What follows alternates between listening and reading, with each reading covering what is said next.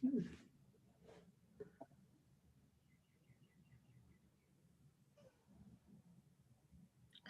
everyone. A very good afternoon, good evening, and good morning, depending on where you are.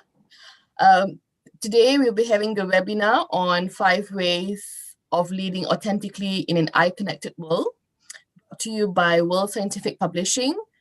We will begin shortly in a few minutes. We're waiting for a few people.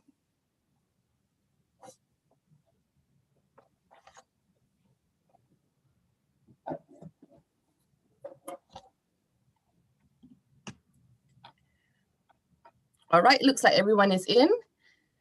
Once again, a very warm welcome to the webinar today. Before we begin, I would like to bring you through a few housekeeping rules. So please, if you could have your camera switched off and microphones muted for the duration of the talk. And there will be a Q&A session after the talk, so please feel free to post any questions that you may have in the chat box. Also, please note that this webinar will be recorded and posted online.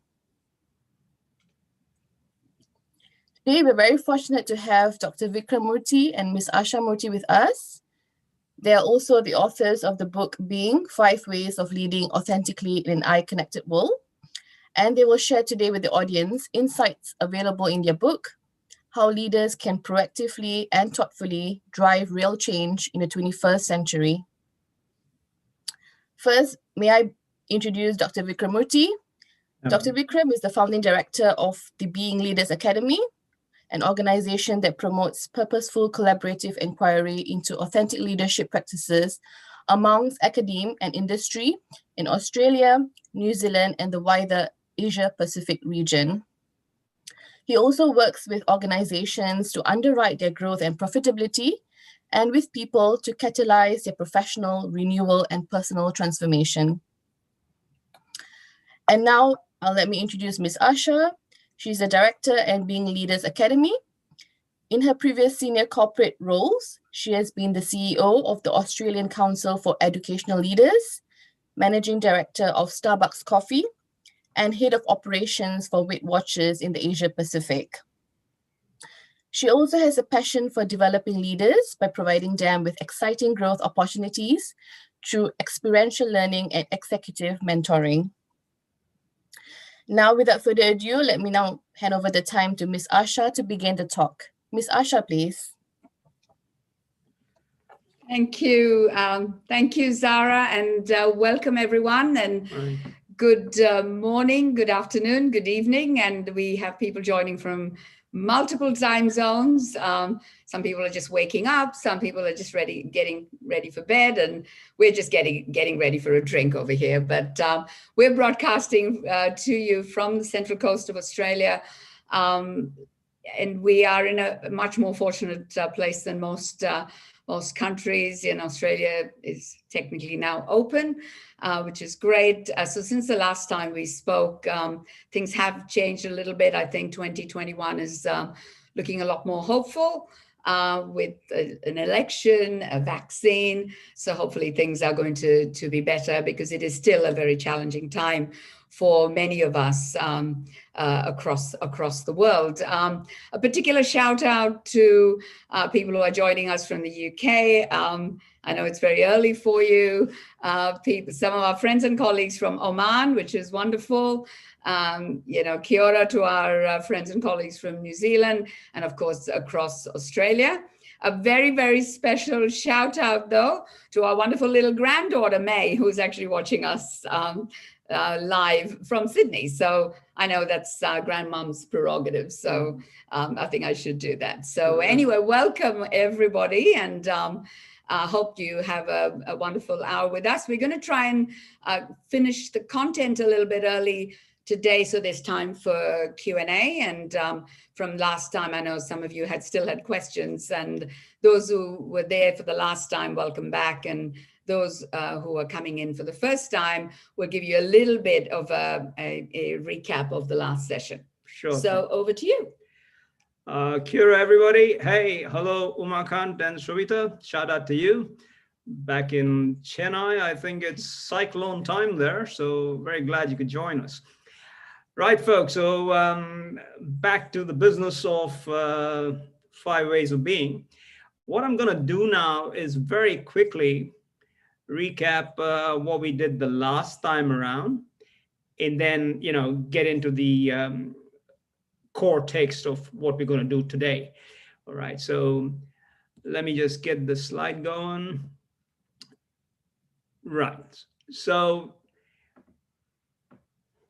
when we were talking last time, I was setting up the cascade, as it was, between Aasha and I. We look at the book as set up into 3 parts. The first part is all about this huge paradigm that we call the iConnected world. And what is so special about this iConnected world, and why is this paradigm upon us and making us do special things? So briefly, what we focused on is this concept of adaptiveness. When surprising things happen, when the unexpected happens, how well do people respond, and why is it sometimes a big challenge? And in the iConnected world, we said there were 3 or 4 very, very big challenges that we'd not seen hitherto. The first, of course, is the fact that the world is very VUCA. It's very volatile, it's very uncertain, it's very complex, and actually quite ambiguous. So we covered that. And then the other big dimension of the iConnected world is this concept of interconnected, intersecting, interrelated global risks. So because of the way the world's wired today, you're going to find that stuff that happens somewhere casts its good shadow or bad shadow on virtually everything else. Then we looked at this challenge of millennials. For the first time in the world, first time in our existences, and some of us have lived quite long, the first time in our existence, we have this group of people who no longer identify on any one single parameter. They're not just about their sex, they're not just about their preference, they're not just about their gender, they're not just about their age. They actually live in the intersection. And Ash is going to talk about this later. But the millennials are a brand new challenge in the iConnected world. And finally, of course, as all of you know, social media. And within social media, the big challenge is that folks today have such an addiction to attention that they're not just morphing themselves, but they're redefining what is reality. And this is something that's quite astounding because you are suddenly faced with a world in which there are personal truths and personal lives. So that's the iConnected paradigm. We covered that first, and some of you will remember it. And if you don't, there's a book. And the next part of the cascade was our contention as authors that to exist in this iConnected world, leadership needs to have a futures mindset. And we said that the futures mindset has 3 dimensions. The first is this thing of focused attention. Briefly, what you attend to is your reality. If you don't learn how to focus the spotlight of your attention on the stuff that really matters, your life's going to be, well, not so good. The second is this thing called collaborative spirit. Human beings are the only species that use collaboration, communication, cooperation as a strategy to meet the challenges of life. And we do that based on trustworthy coalitions, friends.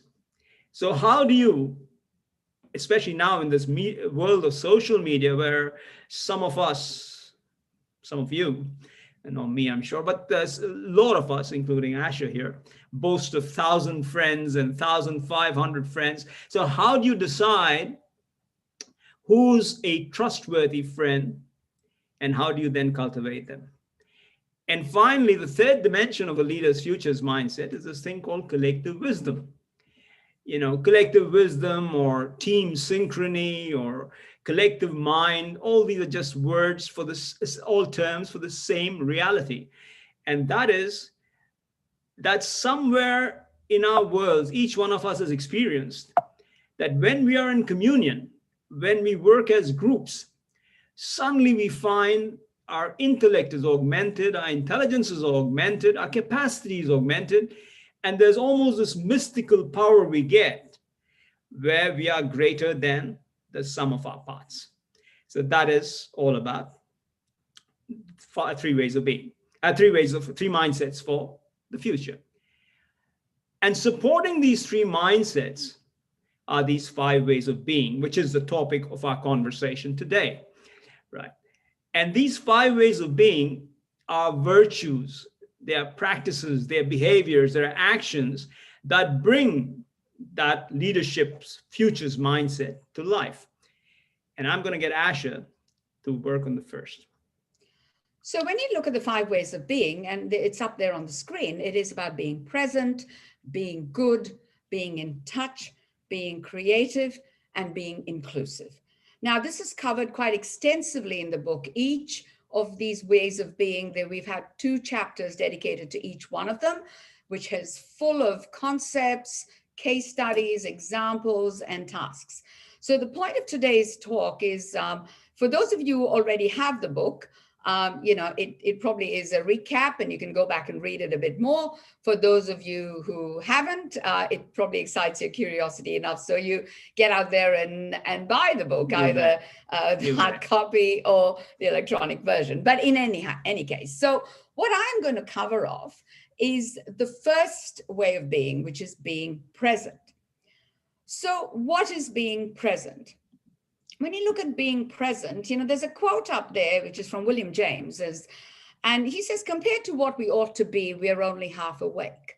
And what does that mean? It means that we do not actually use all of what we've been given. We only actually use some of our talents and our abilities, etc. So our fires are damped, our drafts are checked, is what William James says. But the part that being present is about is that it is in your hands as to how much of your ability, your talent, and the hard work that you put in, because you are your only weapon of mass construction. You are the one that can make it happen. And there are 2 key parts to being present. The first one is human beings versus human doings. And I think we spoke about this in our first webinar, where we actually said we are called human beings, not human doings. And there's a reason for that, because it is about first understanding who you are before what you do. And if you look at the challenge, you've got success and you've got happiness. And they're slightly different things. Success, in terms of life, is really a little bit more about competition. It's a zero-sum game. It's what you do to get ahead. But happiness is a very different construct. It is about actually flourishing. And while you might use some of the same mechanisms to get both, they are actually quite different. So that's one of the points I want to make. And the second one is about reclaiming the now. In this world, especially in an iConnected world, and I think I spoke about it last time in terms of what happens in 1 minute on the internet. We're sending 180 million emails, 1 million people logging in to Facebook, 1.4 million swipes on Twitter. So we're talking about a world where things are hitting us all the time, hitting our senses. So how do we reclaim the now? And there are 3 key parts to it. One is letting be. What does that mean? It means that not riding up and down with every wave. The second one is letting go. So it's keeping out, and letting go of some of the things that we constantly bring into our working memory. And the last one, of course, is is actually letting in the good stuff. So that's the first part of being present. The second part, it's not the second part, it's actually really what being present is about, is two things, is developing yourself and excelling at work. So the first one is really understanding who you are. And as I said before, we are the best weapons of mass construction for ourselves. So anybody who can make us more successful and more happy is us. So important then to understand each of us, so understand yourself. And to understand yourself, we're talking about understanding your extended personality, which is three key parts.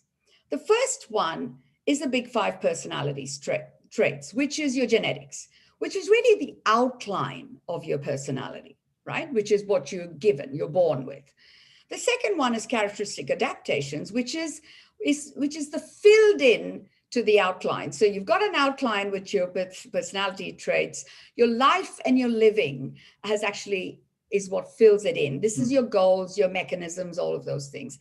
And finally, and very importantly, is your self-consciously created life story. Because all together, they make up your personality. It's not just your genetics, not just your adaptations, it's also your life story, how you see yourself. And so that's the first bit about knowing who you are. But once you know who you are, then how do you deploy that to become more successful, to become happier? And that's where we look at the second part, which is excelling at work. So the first part of that is about the journey is as important as the destination. We say that all the time. That's, it's a progress principle. It's not just the end, but the way getting there as well. And this is where concepts like flow and vital engagement come in, being in the zone, enjoyed absorption, loving what you do. I think that's one big part of it.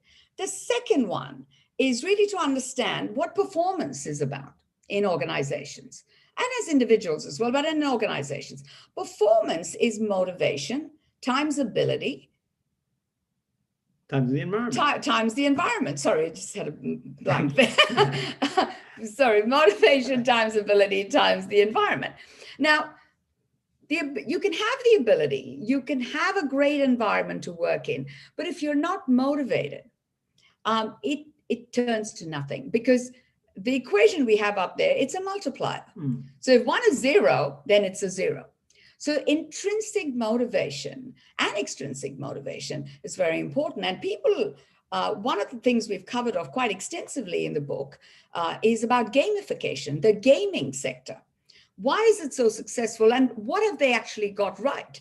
What they have got right is the fact that you can actually drive performance by both intrinsic and extrinsic motivation.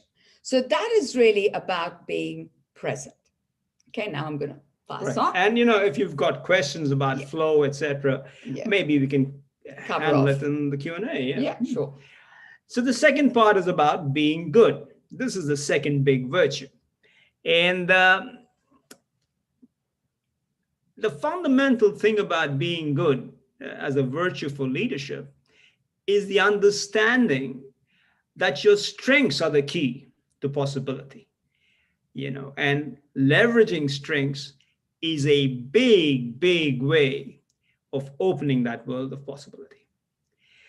So back in Aristotelian times, the Greeks had this concept of arete, virtue, because really, when you talk about good, it's about virtue, meaning, authenticity, these three things, and those fabulous people out there. So what is virtue? The Greeks had a very classic explanation of this thing called virtue or goodness. They said, and for them it meant excellence in a very functional way. It was literally the answer to the question, what is the purpose of life for a person? That when he or she goes and achieves that purpose, you can say, hey, this person is leading a very engaged life. And the answer to that is that, hey, whenever Aristotle gave the answer. I'm just channeling it to you. And the entire area of positive psychology is based on Aristotelian Nicomachean ethics. So what Aristotle says is that if you are able to use your character strengths, your signature strengths, the strengths that are core to you, to be the best, absolutely terrific, perfect model of yourself, then hey, you're leading an engaged life. Interestingly, when you look at the creative industries, and a lot of research has been done in that area, you find that high performance teams within creative industries actually literally mirror this. In all high performance teams, you find that they're very, very productive, they're very committed, they're very collegial, and of course, they're very creative. And for all these, you end up using the character strengths that you possess, almost like traits. Then there's this thing about organizational change, Most of us look at organizations as problems to be solved. Yeah. We look for what has gone wrong and we go to fix the cracks. We look at individuals as problems to be solved too. When children come with their report card, you always look for mistakes, and tell them what they need to get remedial classes on. But in organizations, also, when you use strengths for organizational change, what do? You make images and metaphors and visions very, very positive and very energizing. It's a fallacy to say that people resist change. People love change so long as the image of the future they're given is energizing, and so long as they're able to take the best part of their present with them. So that is all about being good. And yet, why is it that we always focus on the bad? We are Velcro for pain, whether in your personal life, or in your organizational life, or in your communal life. You're Teflon to happiness and Velcro for pain. And why is bad stronger than good? Very simple. Because in evolution, negative emotions have a very privileged position. Because if you avoid the stick, you will probably end up living for the carrot the following day. So what happens in evolution is that negative emotion, and I've drawn that little arrow there, it's not important, but I'll just cover it very quickly anyway, because it's in the book. All right. So when you have a negative emotion, for example, lurking danger gives you fear. That feeling of fear gives you a sense of aversion. What that aversion does is sets a sensory alarm, which says, hey, danger. Got to react to this. Your thinking gets narrow. You focus on everything that is connected to that danger. Awareness becomes focused on whatever it is that you feel is going to be is going to be troublesome to you. And then all your actions, all your priorities, all your attributions, everything becomes sharply focused to the negative. And finally, what happens? Your physiology goes into that famous fight-flight response. So the thought, action, physiology repertoire ends up helping you fight that, whatever it is that the danger was. And that, of course, is very good in evolution because you live. So then what is the use of good news? If in evolution, the negative has a primal position because it helps you survive to the next day, what does good news do? And there's this lady called Alice Eisen, and she's done this absolutely phenomenal experiment with general practitioners, medical doctors, that I think each of you can try. She's found, she's dead, poor lady, but, she did some fabulous work when she was around. But she found that if you give a bag of lollies to a doctor before you actually go for the consultation, the doctor does a much better job of diagnosis. So here's the key. That is the purpose of good news. Okay. So what good news does is really two things. Number one, it's the accessibility hypothesis. So what happens is that when you get good news, when your emotions are nice and happy, when your moods, very, very pleasant, then you look in your mind, you search in your memory for good stuff. All right. So that is part of the hypothesis. So number one, what happens when fear or danger gets to you, all your attention narrows. But when good stuff happens to you, awareness expands and it takes hold of a lot of other stuff, other good stuff. So your creativity improves and your decision making improves. So that's the first bit. Good news broadens your mental capabilities. Good news also builds. How is that?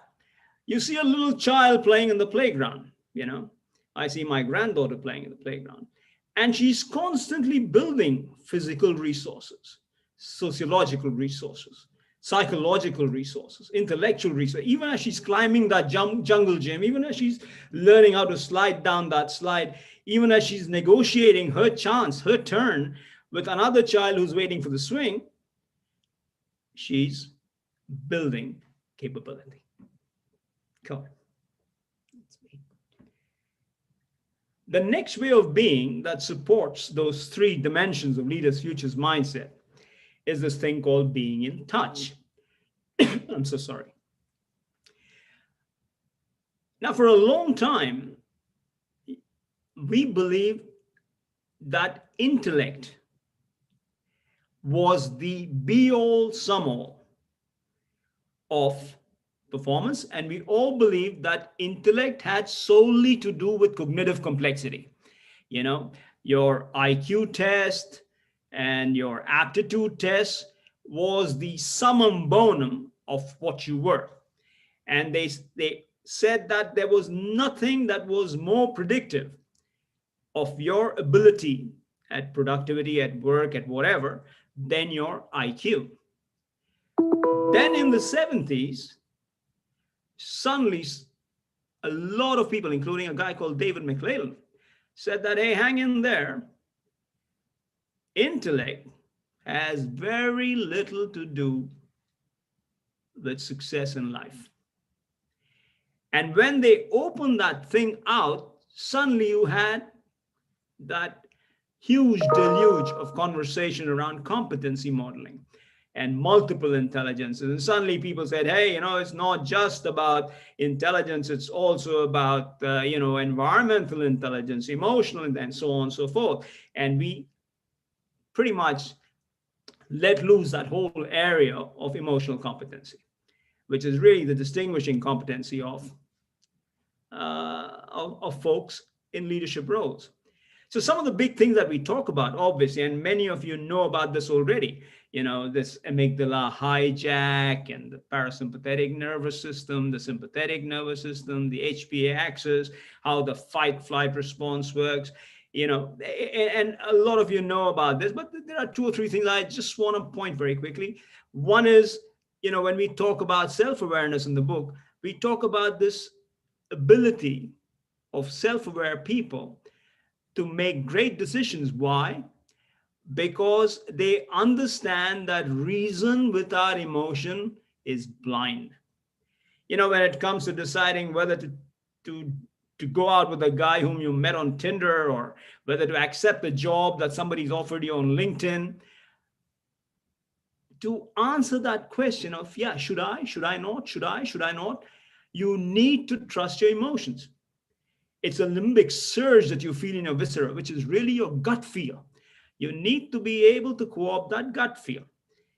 Gut feel brings fabulous decision making. We cover that a lot. Then there's this other area of self-control, and we talk about self-control as a moral muscle.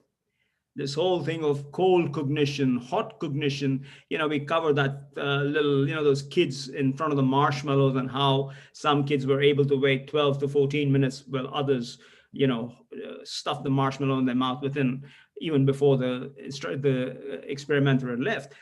And we look at why and how these kids succeeded, and why it is that we need to understand that postponement, this whole willpower thing is so important, because it allows you to distract, not defeat. Because, the elephant is too difficult to defeat. The rider can only distract it. All right. And the last bit around this being in touch is this, as you looked at this concept of self-awareness, self-control, and suddenly you came to this big concept of empathy. Why? Because what you found was, till the 90s, till a few monkeys showed us something very special in a lab in Parma, Italy. We thought, look at this picture of that little girl offering a flower to that little boy. And we thought, the little boy has a routine running in his head, and he's matching it up with the past, and, he's doing synthesis and analysis, and then making up a decision as to what that rose means. Actually, it turns out it's just mirror neurons. Human beings are constantly paying attention to each other. We are covertly modeling each other. Each one of us is paying attention to facial expressions, to possible flushes in the face, to motions in the body, and we're using all that to decipher both intent and action. Okay. So when you look at that area, and one of the big things there that we talk about is this mentalizing, this mind blind stuff. So we are looking at that whole concept of the autistic spectrum. And this is a guy called Simon Baron-Cohen, whose cousin brother is the guy who makes all the Borat movies. All right. So, and what we talk about in the book is that, when you look at the distal end, the severe end of this autistic spectrum, where there's impaired reciprocity, impaired communication, very little connection, at that end, it can be looked at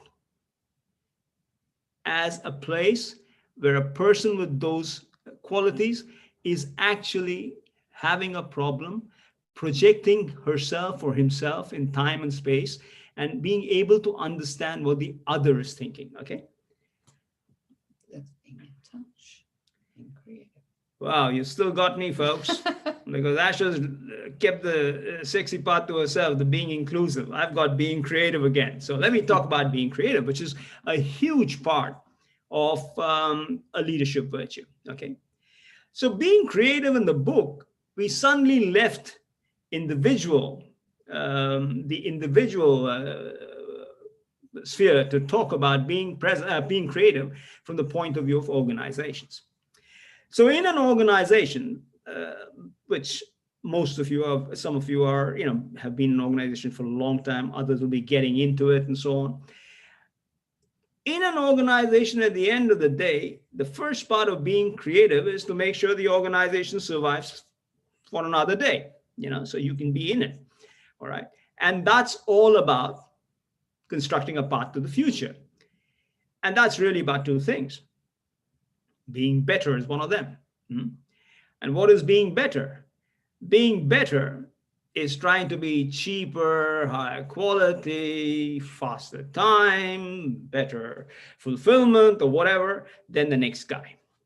So being better at the end of the day is about benchmarking. The bottom line in benchmarking is you're never going to win. Because benchmarking invariably stuff diffuses very quickly. So you benchmark the Japanese and you think you've beaten them. Then, the Koreans come, they benchmark you and they beat you. And somebody benchmarks the Korean, and it goes on. Okay. So the other way you can be creative, and find a path to the future is by being different. Now, the moment you say you want to be different, you're talking about this term called value. All right. Because really the only way you can be different is either by doing things differently or by doing different things. And therefore, and whichever one you do, the thing's got to be of value to whoever's buying this stuff.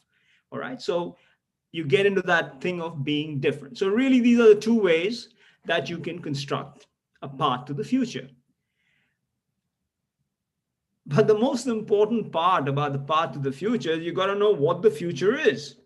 Now, that is the proverbial $64 billion question. All right. Because in the iConnected paradigm,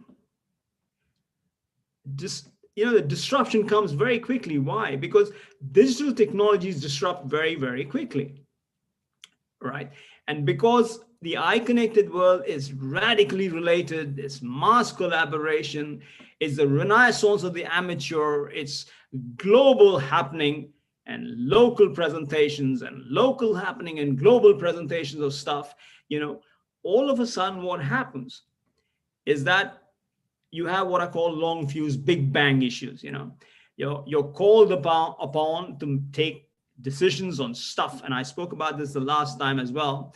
For those of you who remember, that most times in the iConnected paradigm, you're talking about making decisions on things about you don't know, stuff that you don't know too much about, but you don't have time to find out everything about it. And therefore, you disrupt for change. All right. So how do you get farsightedness in such a world? In a world, and like I said, each of you has seen this disruption. You talk about the cloud, you talk about NBN, your broadband, huh?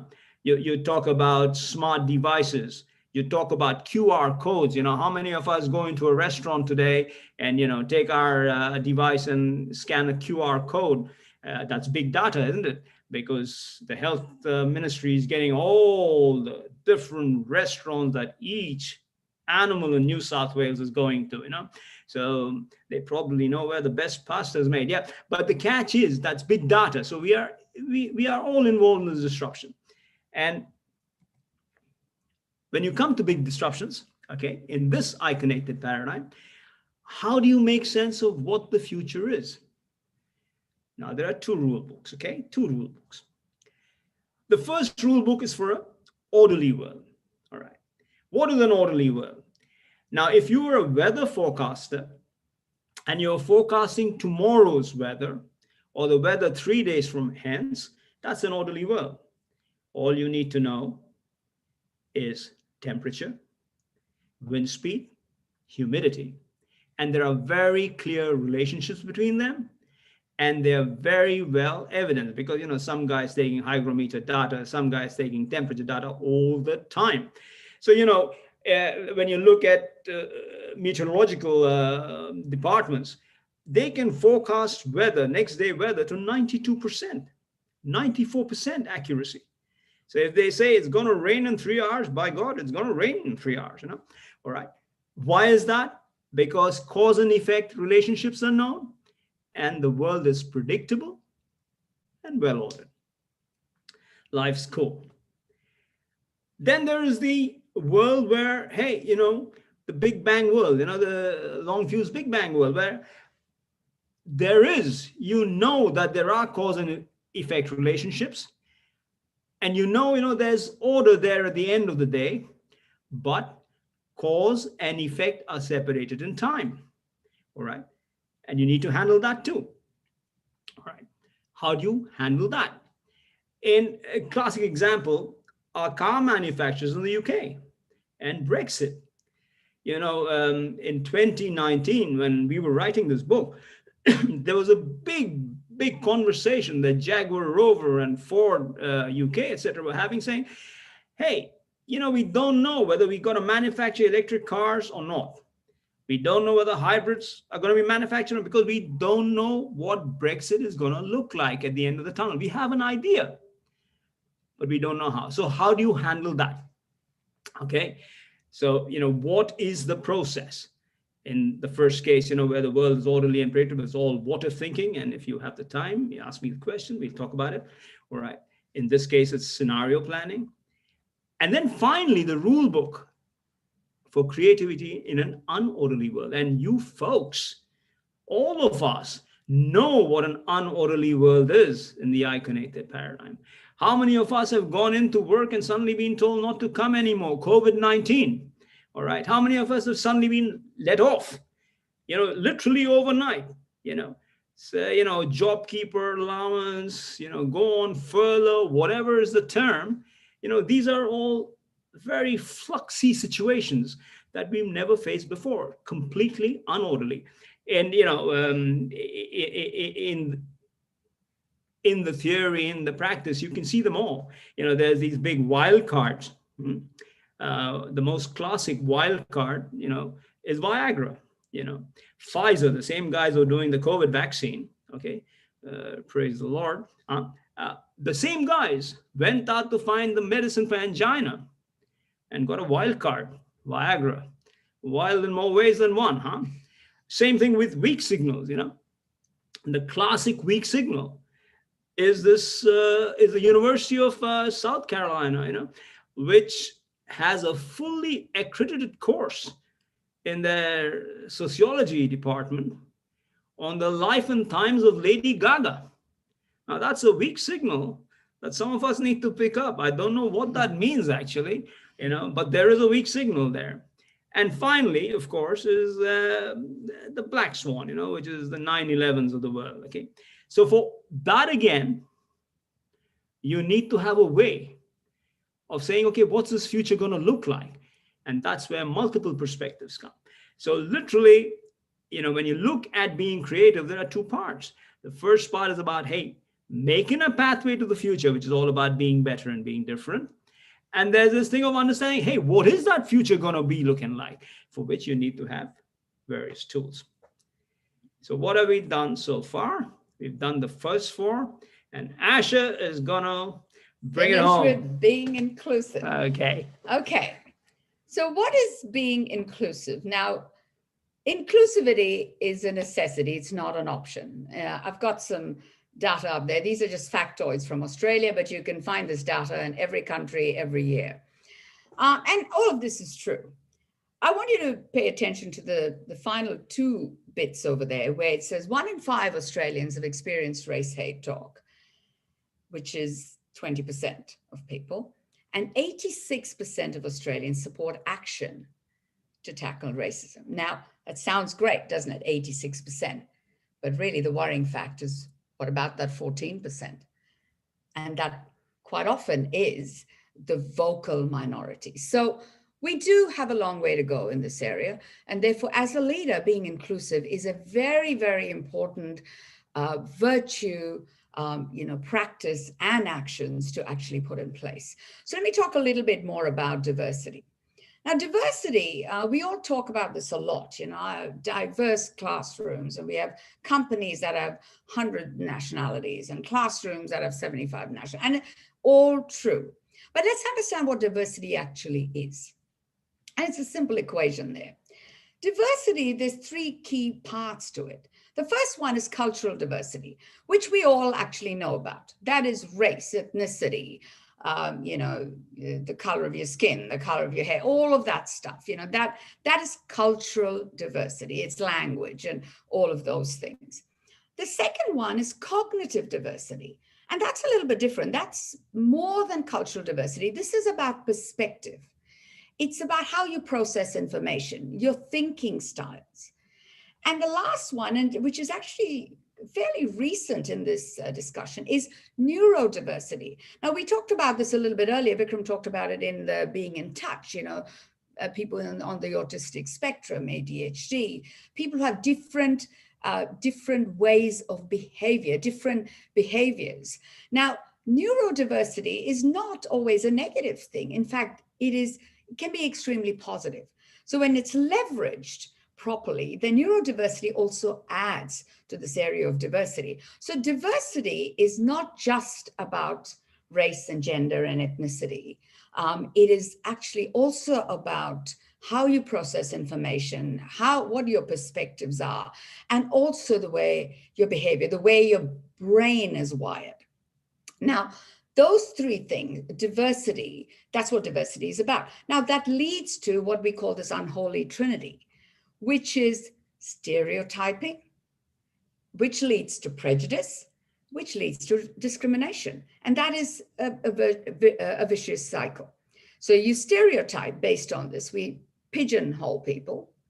And based on that, of course, we have a prejudice. And what is prejudice? Prejudice when you don't, like somebody because of the way they look. You have nothing more than a particular view about a particular individual.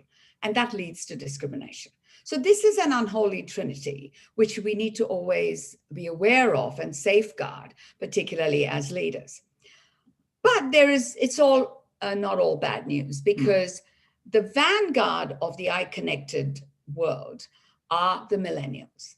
And as we spoke about earlier, both this time and the previous webinar, millennials identify very, very differently from previous generation. There are no unitary lenses, no single issue struggles, no single issue lives, multiple identities, mostly defined by racial diversity. And again, it's not rigid. It's not color as in white and black. It's not old and young. It's not male and female. It's not straight or gay. In fact, 2018, actually the word that was co-opted, actually Google and Facebook and all of them talked about, was the word non-binary. And non-binary actually essentially means what? Means it's not pigeonholed into anything. So the iConnected world is populated, or the vanguard, not populated by, because we all still exist. Millennials are the vanguard, and that is good news because of the way they see themselves. So as a leader, it is vital that we understand diversity to be broader than just cultural, to understand that it's cognitive, it's neuro, but also understanding how millennials identify there and how nuanced it is. And I think that's the big news in diversity, that it's nuanced. It's not just being one or the other. It's much more nuanced. So that is being inclusive. So to just summarize that, the 5 ways of being are about being present, being good, being in touch, being creative, and being inclusive. So what we are going to do now is open it up for some questions. Yep. So I'm just going to hand you over to Zahra. I'll stop sharing so we can just have people come up on video if you want. And here we go. Thank you, Ms. Aasha and Mr. Vikram, for the wonderful and insightful discussion. We will now begin the Q&A session, as Ms. Aasha mentioned. And for this segment, you may switch on your cameras if you want to. All right. One of the comments that we received from Umakan Dash, he says, "Thank you very much for the wonderful talk, Aasha and Vikram. It's inspirational and motivational as ever. I now see some of the answers, what I see around me as an administrator. I'm sure the book will give me some more insight." Well, that's great. Thanks, Umakan. Thank you, Umakan. If there are any questions, please feel free to post it in the chat box. Otherwise, I have one question which was received before this meeting, and that is, what is flow and vital engagement at work? Okay.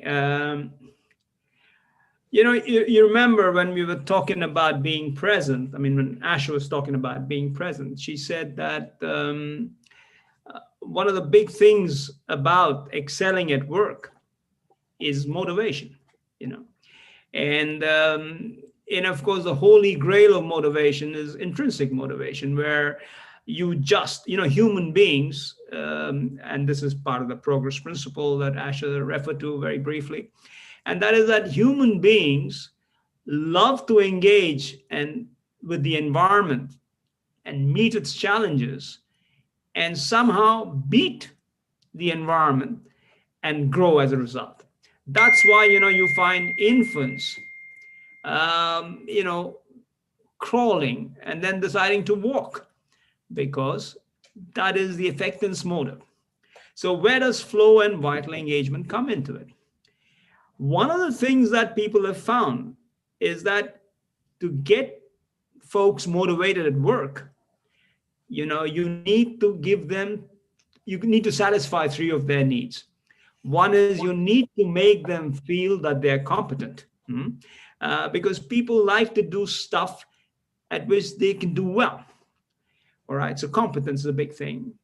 The second thing they want to feel is autonomous. They want to feel that they've got the ability to make decisions and make moves on their own. And finally, relatedness.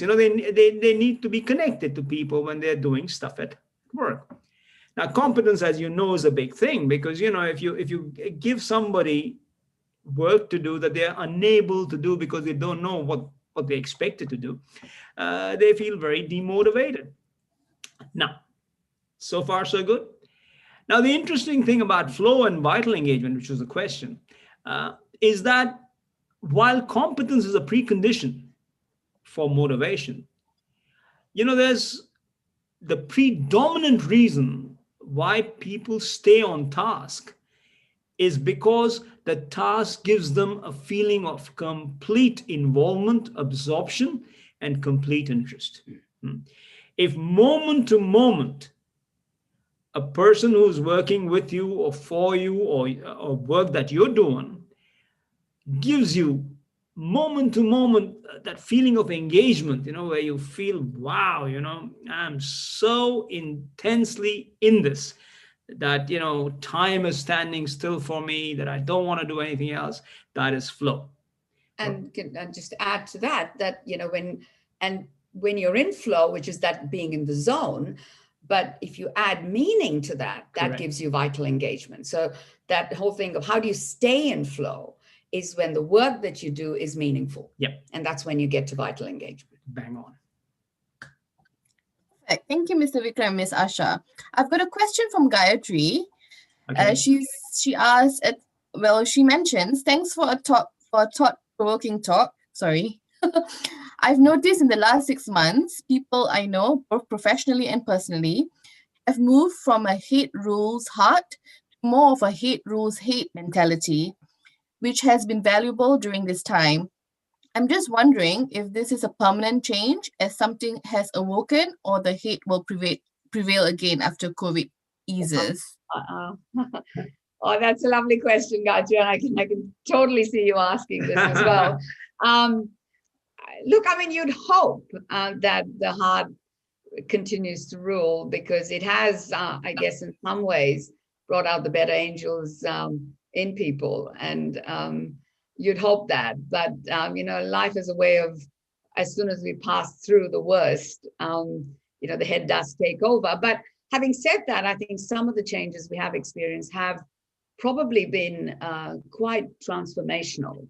And what is interesting to note, and is something that I know actually from Nick, a son who actually works in the charity sector, that the giving from people, even in times where actually things have been tough financially, has been very good. So I guess in some ways, let's hope that some of the moving to the head, the heart, stays on. So don't know for sure, but here's hoping. And if I may add a little damper to this, there's a lot of evidence, both from Eastern philosophy, Gayatri, as well as from Western scientific analysis, that when bad things happen, like when, for example, you watch somebody getting buried or interred, when bad things happen, or when you're in the presence of something quite life-changing, transformational, as Aasha said, then a feeling of goodness comes over you. You suddenly feel, okay, the striving and this fighting and this fooling was not worth it. Life is about much greater things, and perhaps I've got to dedicate myself to other stuff, which are high on a higher plane, generative issues. But that feeling of goodness, that desire to be more meaningful in your existence, barely lasts for a couple of weeks. Okay. So if you leave it as talk, nothing happens after 2 weeks. But if you're able to make the transformational move that Aasha talks about in those 2 weeks, then hey, Yeah. you're away. Great. Thank you, Aasha and Vikram. I've got a question from Sharon. What is the best way to provide feedback on performance so that it builds capacities? Sorry, I missed the question. Sorry. What's the best way to provide feedback on performance so that it builds capacities? Yeah. You want to take that? I'll start it off. Hi, Sharon. Hey, Sharon. I guess it's we talk about it quite a lot with feedback, right? You talk about the behavior, not the person. I think it is, first of all, make it very specific. Two, make it about the behavior, not the person. Give them feedback on something they can do something about, because general stuff doesn't work. Oh, you just suck. That's not good feedback. Or you're great. That's not good feedback. You've got to make it specific. You've got to make it timely. It's got to be about behavior, not the person. And that is, I guess, some of the ways that you can shift performance, because otherwise it sounds either like a complete sort of acknowledgement of greatness or a takedown. Yeah. I could add some neurological stuff to it, Sharon, but yeah, you can. The next time we are at Hanuman's, I think is that the place you Hanuman's in Darwin, yeah. Okay, cool. Thank you, Aasha and Vikram. I've got another question from Tim Hardy. He says, I agree that increasing autonomy develops intrinsic motivation. Where does accountability fit? Okay. You want to take that? No, you can go. Okay. Hi, Tim. Okay. Accountability, responsibility, absolutely important questions. They're core to management.